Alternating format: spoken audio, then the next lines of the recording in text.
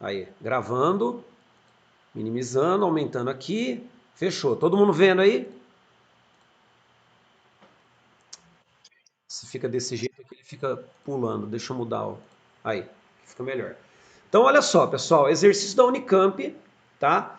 Ano passado, primeira fase, né?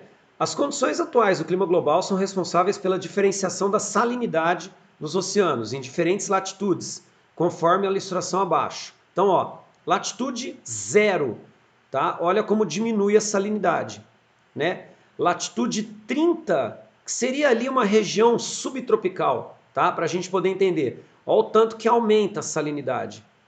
Deu para perceber, tá? A partir do texto hidrográfico, é correto afirmar que, letra A, os baixos teores de sais dos oceanos são observados em todas as faixas de baixa latitude, em decorrência do balanço existente entre excesso de precipitação e declínio da evaporação ao longo de todo o ano. B.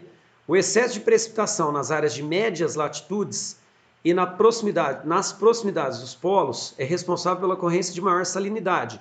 Então, ó, se houvesse excesso de precipitação em média latitude, a salinidade não seria tão alta. E a gente tem que entender que região de média latitude seria aí 30 graus, né? Seria uma área subtropical, muito próxima do trópico. O trópico é 23 graus, tá? Região dos trópicos é uma área de anticiclone, lembra disso. Se é uma área de anticiclone, os ventos eles são dispersos, são contralísios, então não chove. Por isso que a salinidade é alta. Então a B está errada por causa disso. Entenderam? C. Nas áreas próximas a 90 graus de latitude, ou seja, lá nos polos, tá? A salinidade dos oceanos é similar, pois as condições climáticas favorecem a ocorrência de grande volume de chuva e um grande déficit de evaporação. Não tem esse grande volume de chuva. Na realidade, a salinidade é baixa nas grandes latitudes por causa do degelo.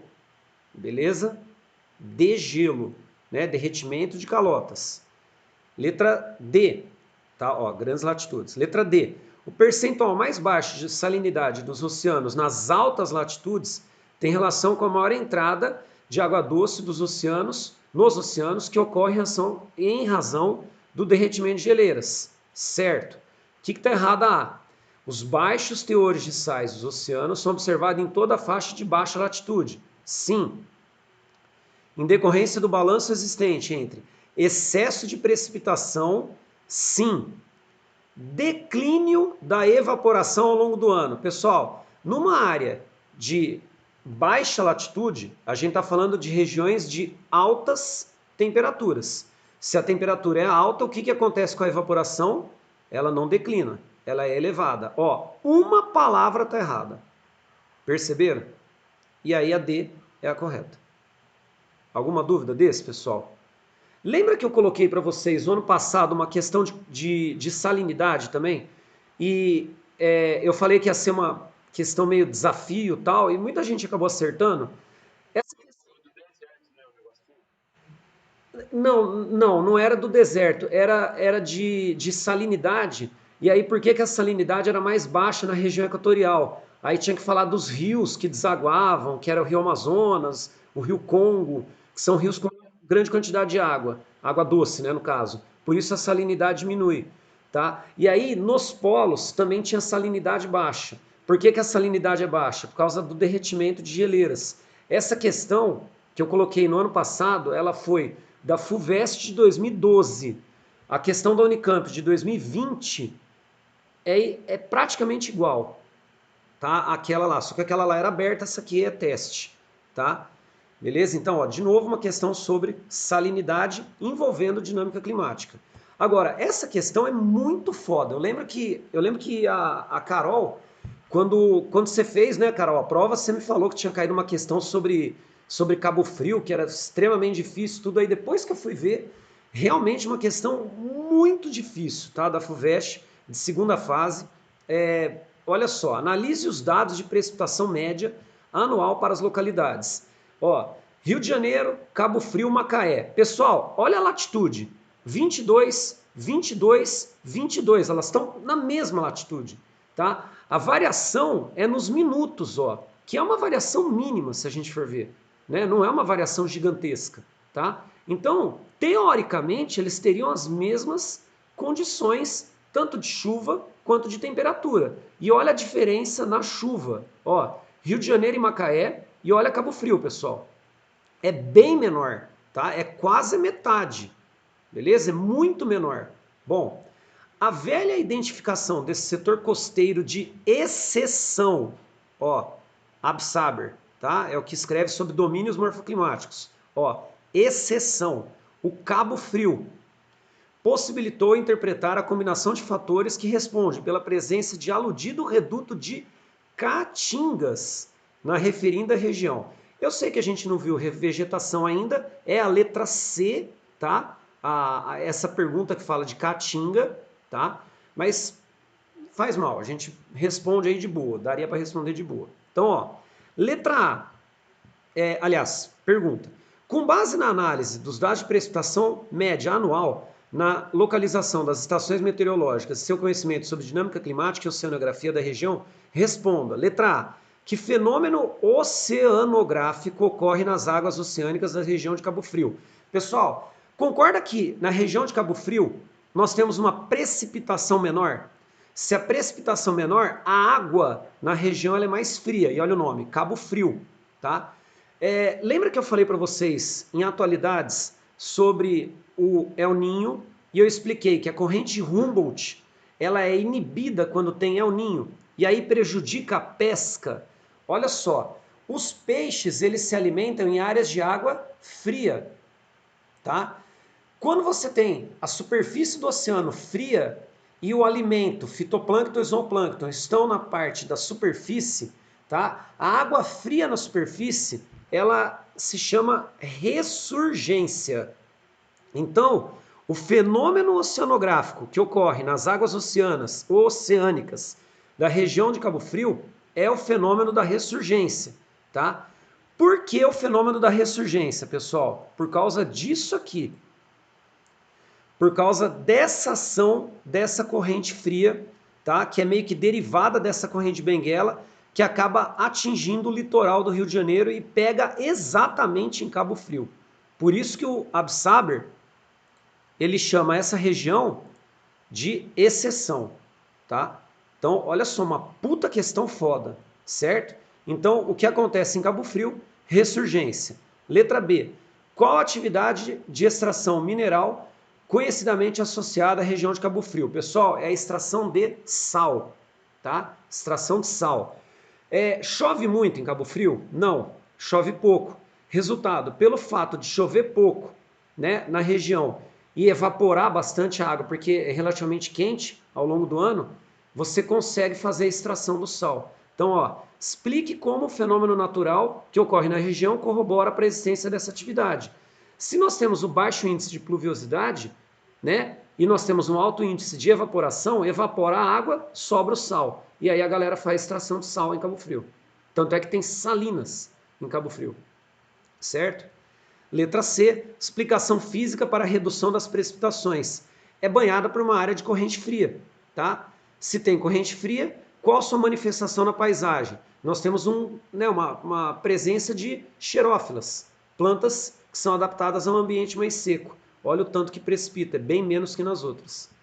Beleza? É foda, tá? A FUVEST é o que eu falo para vocês. Eles vão na exceção. Olha o que os caras perguntaram, tá? Por que que a região de Cabo Frio tem corrente fria? Certo? Seria essa a resposta aqui. Deu para entender, pessoal? Alguém ficou com dúvida disso? Foda, muito mesmo, tá? Oi.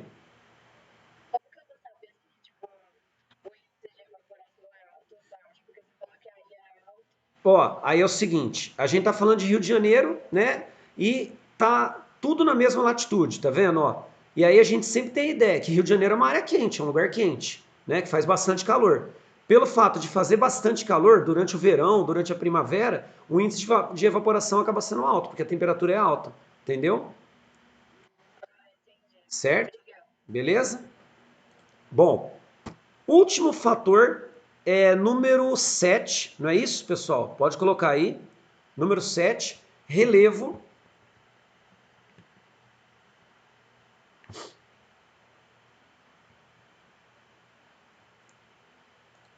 Aí, pessoal, eu vou fazer um esquema aqui, ó, para a gente poder entender, tá? Como que o relevo ele acaba afetando no clima, né?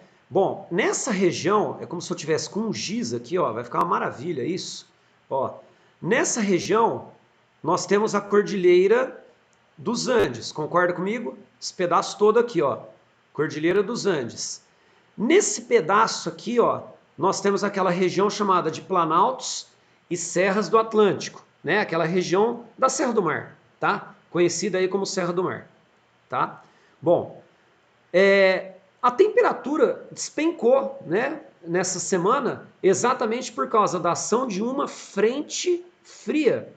A frente fria que atua no território brasileiro, ela é conhecida como massa polar atlântica. E ela vem desse lado aqui, ó, tá? E o corredor formado pelos planaltos e serras do Atlântico, que nem é tão alto, tá? Mas tem aí 1.000, 1.500 metros, né? Com os Andes, que são bem elevados, eles podem provocar um fenômeno aqui na região da Amazônia chamado de friagem da Amazônia. Para quem treme até que ficou bom, né? Certo? O que seria essa friagem da Amazônia? É a redução brusca da temperatura numa região de clima equatorial, que teria normalmente temperaturas elevadas, devido ao corredor de relevo que nós temos na América do Sul. Então, por isso que o relevo ele é um fator climático. Deu para entender? Sim? Tá. Coloca aí então como que o relevo interfere. Oi.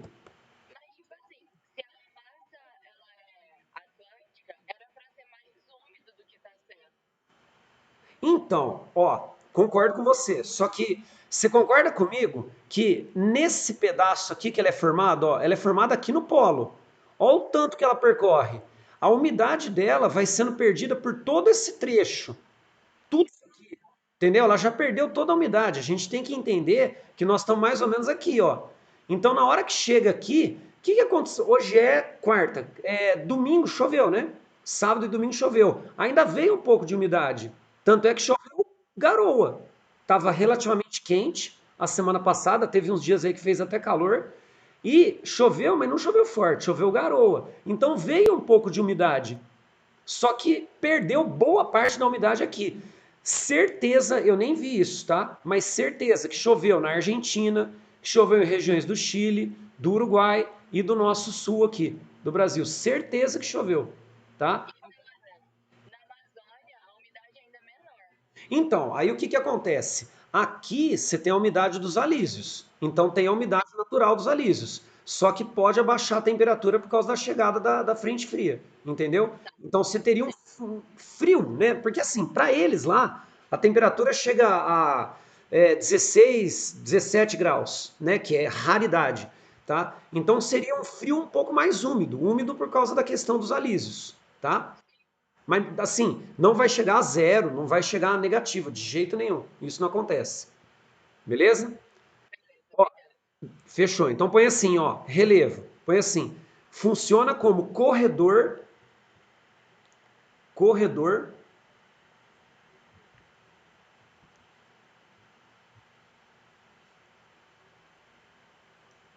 para a entrada, funciona como corredor para a entrada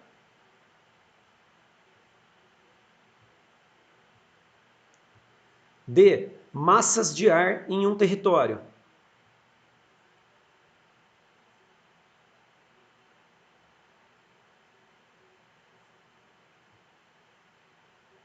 Corredor para a entrada de massas de ar em um território.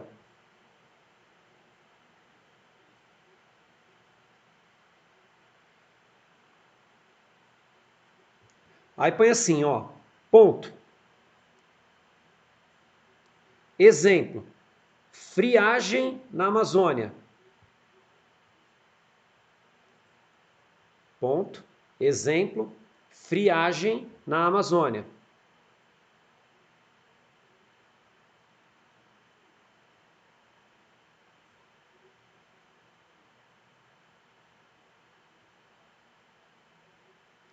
Friagem na Amazônia. Coloca a explicação, pessoal, da friagem, tá? Pode falar? Pode. Ó, redução brusca da temperatura.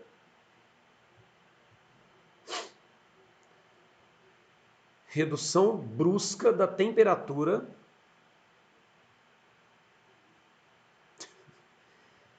Depois eu conto o que eu dei risada aqui. Não é possível, gente. Redução brusca da temperatura em uma região de clima equatorial. Em uma região de clima equatorial.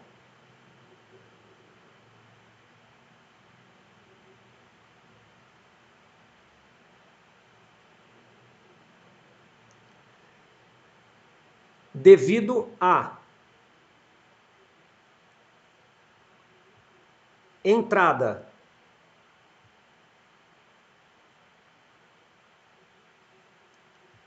devido à entrada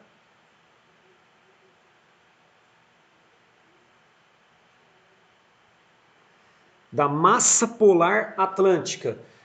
Pessoal, vocês podem colocar a sigla, lembra que é minúsculo, maiúsculo, minúsculo, tá? É MPA, tá? Lembra da forma como escreve, hein? Tá? É minúsculo, maiúsculo, minúsculo, MPA. Entrada da massa polar atlântica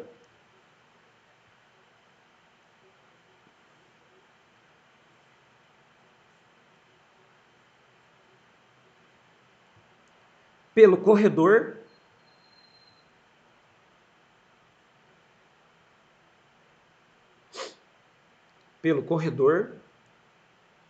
formado pelos Andes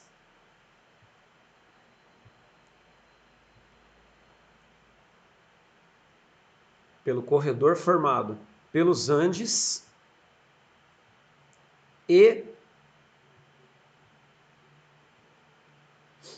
planaltos e serras do Atlântico.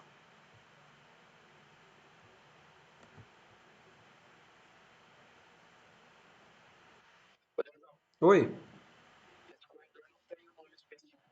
Não, não, só o corredor formado pelos Andes e Planalto e Serras, não tem uma denominação não, tá?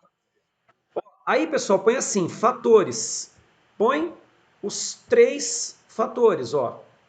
Fica mais fácil para a gente poder visualizar. MPA, os Andes e os Planaltos e Chapadas da Bacia do Paraná.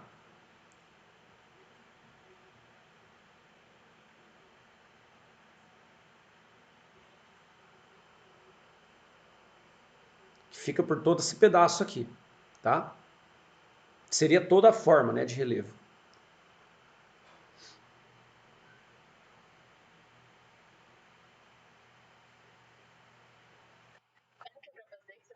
Se quiser colocar aqui os fatores, que foi isso que eu acabei de falar, tá? É que aqui eu falei só da região do Atlântico, mas toda a região são os planaltos chapadas da Bacia do Paraná, tá? É todo esse pedaço aqui de relevo do Brasil, né? No caso. É uma área relativamente baixa. Lembra que, né, no Brasil a gente não tem elevadas altitudes, tá?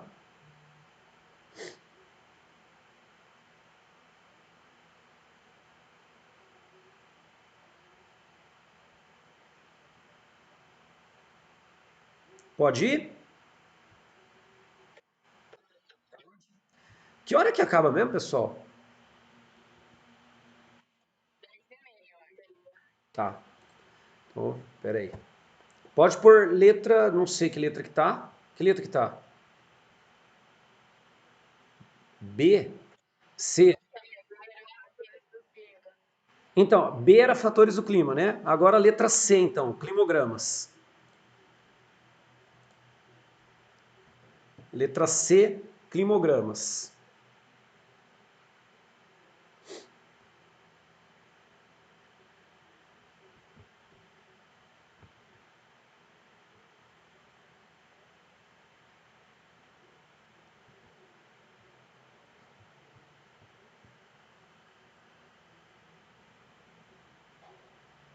Pode ir?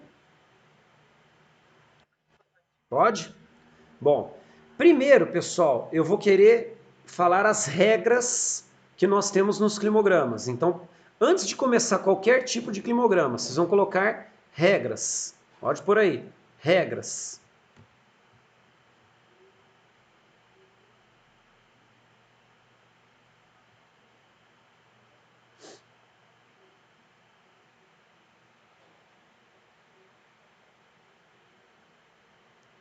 Eu vou usar como base o equatorial aqui, mas depois a gente vai especificar o equatorial, tá? Então é só coloquei ele como apoio, beleza? Lembrando o seguinte, hein, pessoal, se vocês souberem as regras, mata qualquer exercício de climograma, tá? Como vai dar tempo de eu terminar tranquilamente as regras, eu vou mandar aí alguns exercícios de climogramas para vocês fazerem hoje, tá? Para ir praticando não necessariamente hoje, mas ir fazendo aí, tá? Então, ó, primeira regra, pessoal, pode colocar aí. As linhas equivalem à temperatura, ó, em qualquer climograma, tá? A hora que vocês perceberem, a linha significa temperatura, beleza? Não tem exceção nisso, tá? Linha igual temperatura.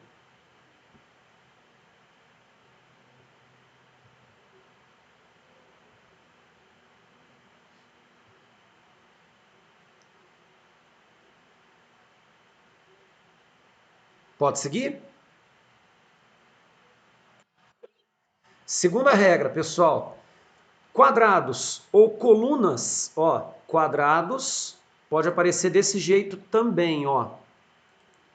Colunas, tá? Independente, né?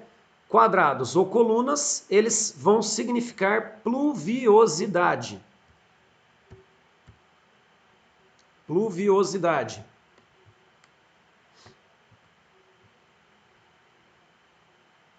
Chuva. Aí, pessoal, olha só. Pode ser que tem climograma que apareça temperatura desse lado, pode aparecer temperatura desse lado. O que vocês têm que olhar? Vocês têm que olhar o índice, tá? Obviamente. Né? Ver o índice aí e ver o que está indicando. Tá? Não tem uma regra para onde vai aparecer a temperatura. A única regra é que a temperatura é a linha e a pluviosidade, quadrados ou colunas. Terceira regra, pessoal. Guarda isso, hein? Isso aqui é fundamental. Mata muito exercício. Curva para baixo, ó, curva para baixo, no meio do ano, significa hemisfério sul. Pode por aí. Curva para baixo, no meio do ano, significa hemisfério sul.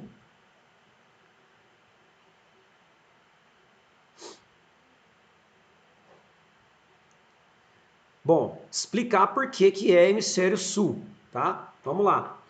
Pessoal, se a curva está para baixo no meio do ano, junho, julho, agosto, esse período é período de inverno. E por isso que a curva da temperatura ela está um pouco para baixo, que as temperaturas elas têm uma leve queda no nosso inverno, tá? Por isso hemisfério sul. Entenderam isso ou não? Segue. Próxima. Se a curva estiver para cima no meio do ano, vai significar então hemisfério norte, porque seria verão no hemisfério norte. Beleza? Pode colocar aí.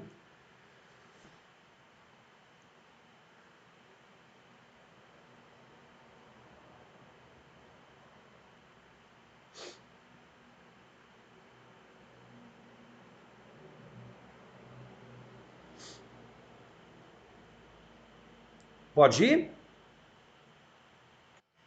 Pode. Põe um asterisco e escreve isso aqui. E eu vou explicar o que que é isso. Atenção às variações de temperatura. Não coloquei à toa isso.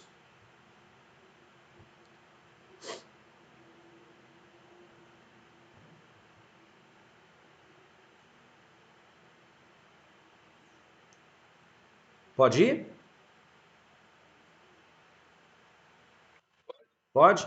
Ó, pessoal, atenção às variações de temperatura. O que que significa isso? Quando você olha só a curva, às vezes dá a impressão que a variação de temperatura é alta. Aí você vai olhar o quanto que variou, 26 para 24, variou 2 graus, tá?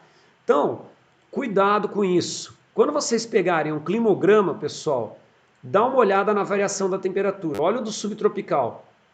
Você imagina, nossa, puta variação gigante. Ela não é pequena, de fato, ela é uma variação grande, mas está aumentando de 1 em 1 grau. E aí a variação, pessoal, ela deu de 12 graus, mas dá a impressão tipo de, sei lá, mais de 20 graus de variação. Cuidado com isso. Não vai pela figura, vai pelo que está indicando que foi a variação. Entenderam?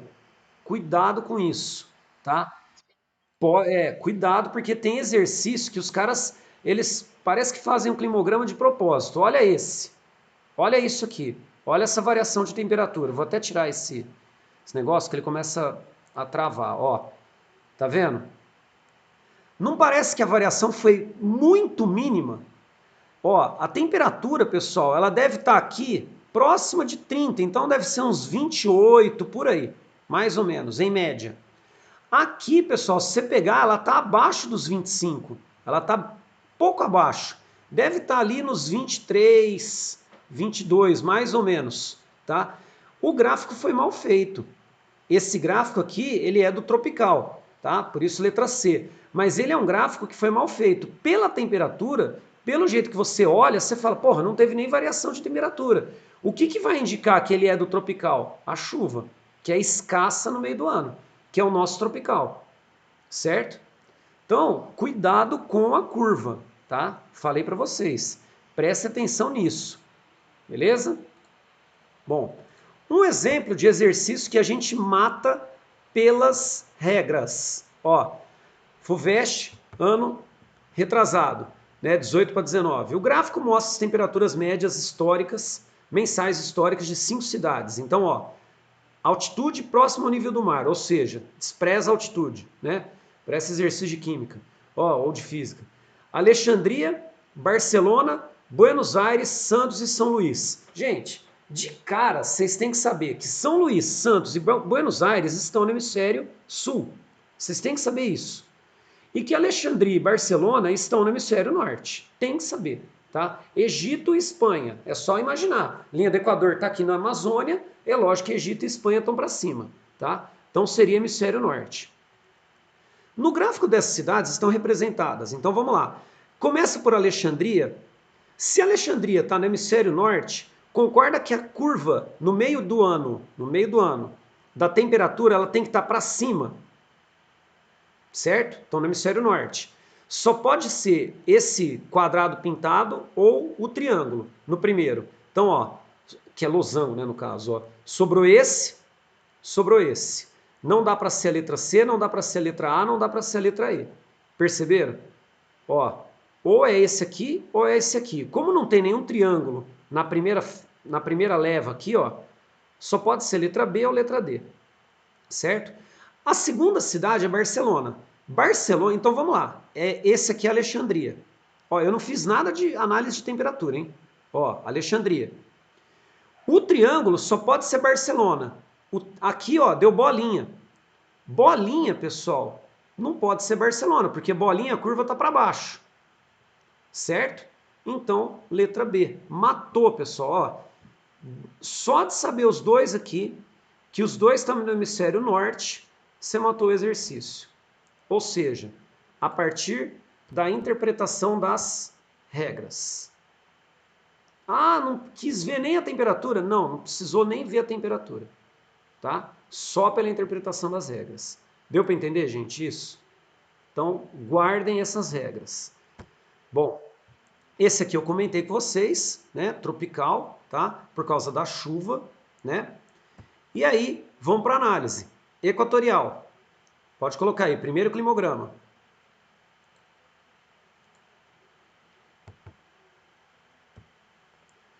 Como que nós vamos fazer as análises, tá? Nós vamos analisar amplitude térmica, nós vamos analisar se tem sazonalidade ou não. Isso vai ficar diretamente implícito. Vocês vão ver a partir do momento que a gente for analisar. Nós vamos analisar temperatura e pluviosidade. Se tiver sazonalidade, temperatura e pluviosidade a gente vai acabar mencionando. Se não tiver sazonalidade, a gente vai falar meio que tudo junto, tá? Exemplo para vocês entenderem. Pode colocar aí então, equatorial. É o primeiro climograma.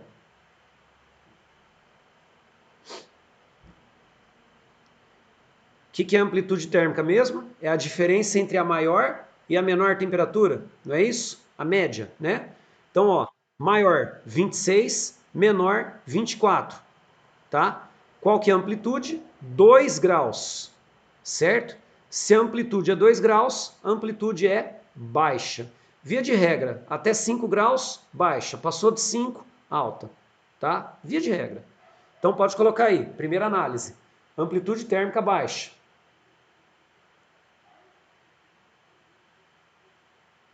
Amplitude térmica baixa.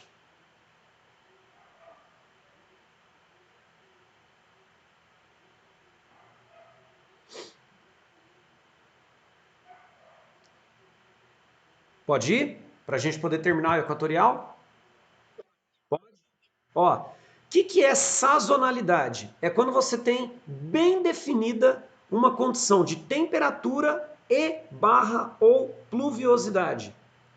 Nosso clima aqui, tá? Ribeirão, Orlândia, que é clima tropical, ele é sazonal, principalmente com relação à chuva. O inverno é seco e o verão é úmido. Ponto. Ele é sazonal na pluviosidade. Na temperatura, ele não é muito sazonal, porque as temperaturas geralmente são mais elevadas. O que dá pra gente falar é que o verão é quente e o inverno é ameno, tá? Ele não é muito sazonal, mas tem uma certa sazonalidade. O equatorial, ele é sazonal em temperatura e chuva? Não. Por quê? Chove o ano todo e a temperatura é elevada o ano todo. Beleza? Então pode pôr assim: médias térmicas elevadas, tipo calor o ano todo, tá? Médias térmicas elevadas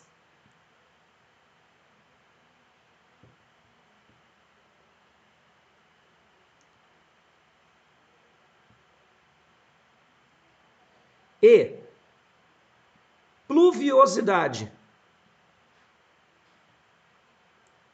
Pluviosidade elevada e bem distribuída ao longo do ano.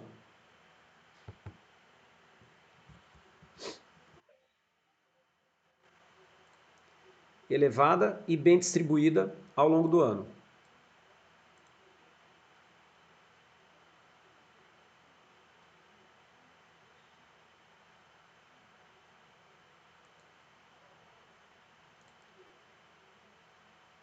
Beleza? Beleza? Ó, na quarta, ó, Duda, sazonalidade é quando você tem uma estação muito seca e uma estação muito úmida.